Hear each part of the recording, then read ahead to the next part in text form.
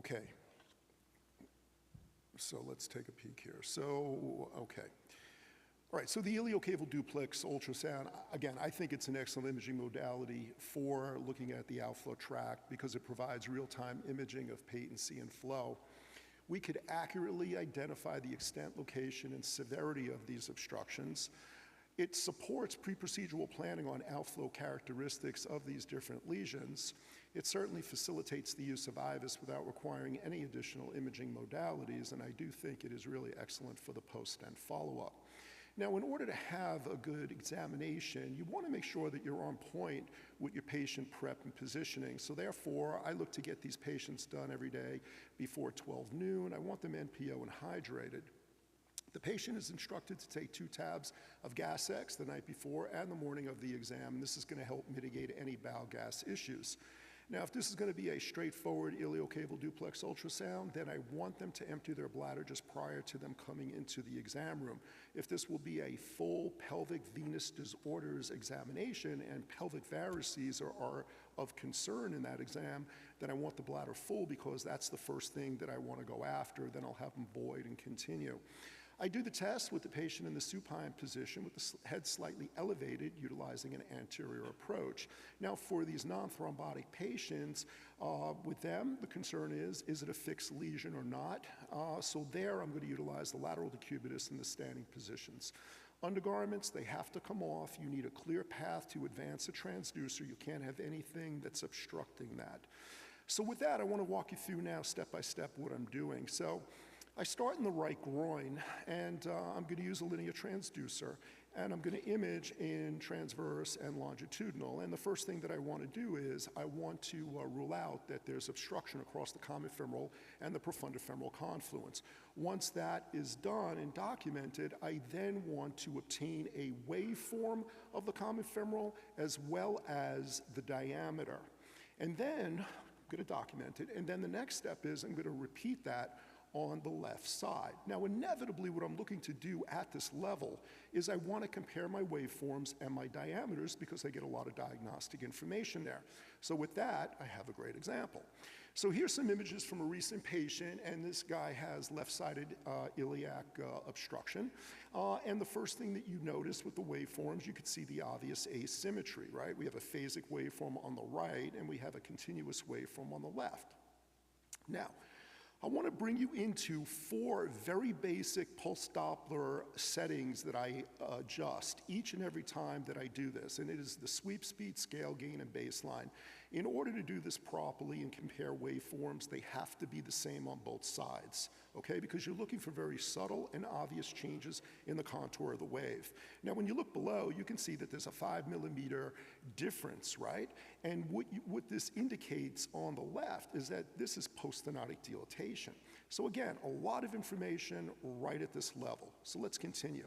Next step, I'm going to take a curved array transducer and I'm going to place it at the right femur head. Now I'm going to advance it centrally through the external hypogastric common iliac veins up to the cava. And this is utilizing grayscale, color flow, and pulse Doppler techniques. Now, once that's documented, I'm now going to go to the left side and repeat that process. Again, starting at the left femur head, advancing the transducer up through the external hypogastric common iliac vein, and paying very close attention to the iliocaval confluence, okay? Because that's where there's a lot of action. Now, here, when you look at the image, you can see my hand. And I've been working on this for a very long time, and I can tell you, you can see the overhand grip that I use. I really feel strongly on this, that this, for me, has been the most accurate in this particular application. Now, once the left side is done, I'm then going to finish with interrogating the inferior vena cava.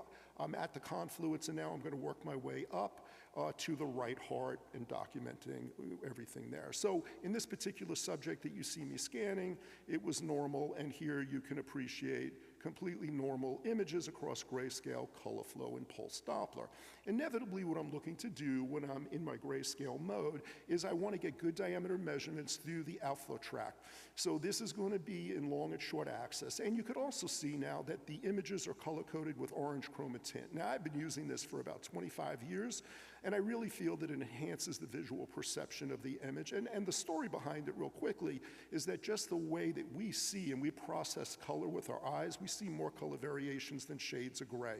So it makes sense to me, and I'll tell you, when you're deep in the pelvis, you know, down 10, 12, 14 centimeters in some of these patients that come in with wounds, it really helps because you're going to be able to quickly discern the differences between the arterial and venous walls and what's going on intraluminally.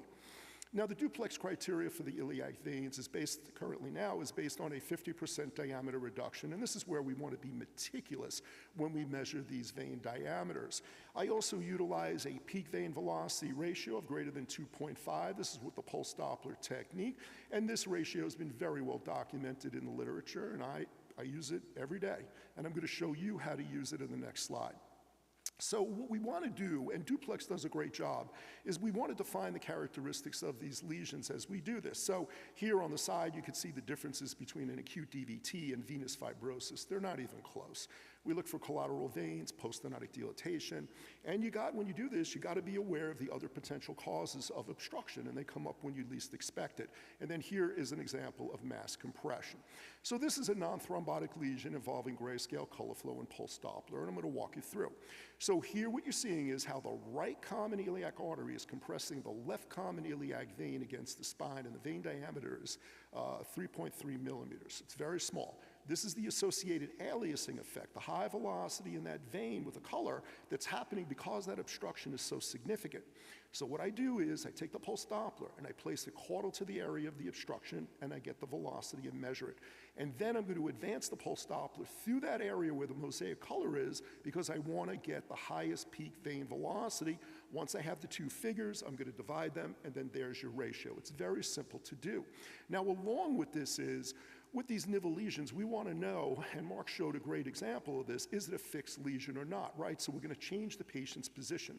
So nice images from this gentleman where you can see when he is supine, the vein diameter is basically 4.5 to 5.5 millimeters. Turn him on his side, it's 12 millimeters, and then stand him up, it's even larger, not a fixed lesion, and he was not stented. And then lastly, I want to walk you through a PTS case involving a 47-year-old female.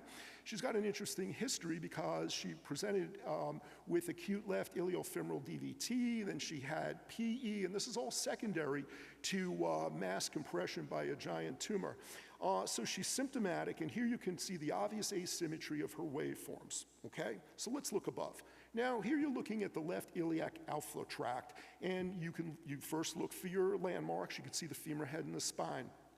Now, here I put the two images together so you can see this better in continuity. So here is the external iliac vein, there's the hypogastric, and then a very small diameter common iliac vein that's being compressed by the overlying artery. Now, when you look inside this lumen, it's not normal, right? There's the presence of fibrosis. So the next question is, well, is this, is there flow, or is this completely occluded? And this is where I like using power Doppler because of its sensitivity to flow. And you can see that there is recanalization, and we see this in recanalization in these occluded cases in 20 to 30% of folks. Here's the rest of the anatomy. This is the hypogastric, and then that small diameter common iliac vein that's compressed by the overlying artery, right? So the next step here is, well, what does the flow look like across the area with the recanalization? And of course, we have a continuous waveform, no surprise here, right? So just in summary right now, right, we have significant obstruction in this left iliocaval outflow tract here, right? And we have two different lesions, okay? So now let's move forward. So the next step is to measure the common iliac vein, which measures 4 millimeters, and now here you can see the pulse Doppler exam across this area. It rendered a ratio of 1.9. Now I know, on a few slides ago, I told you that we use the 2.5 cutoff, and I'll tell you, I love when grayscale, color flow, and pulse Doppler agrees with each other in every single scan that I do head to toe, but there are going to be times where it's not always going to. And I see the 2.5 cutoff every single day, but there are some cases, especially with the PTS ones, when you have multi-level obstruction, sometimes those velocities just don't pan out. And I mean, that's just the way it is. And this is why it's so important to look at the lumen, what's inside that lumen, and what is going on before it and after it, and everything that's involved to look at the complete picture. So here's the IVC. The IVC is unremarkable in this patient. For all of these cases, we put together these deep vein maps, which are very important. And here's the correlation of this case. And I can tell you correlation in the lab has been, we've been doing this for a while, and it's been really right on at 95%. So there's the overlying artery, the small diameter common, and then the vein is going to open up, and you're going to see the perivenous fibrosis come in right here. So this is really, really spot on. So the patient did receive a vein stent to mitigate her symptoms, and she's doing very well, and we follow her with our surveillance program. So in conclusion, again, I think Duplex is an excellent imaging modality for the iliocaval outflow tract. It accurately defines the extent, location, and severity of obstructions.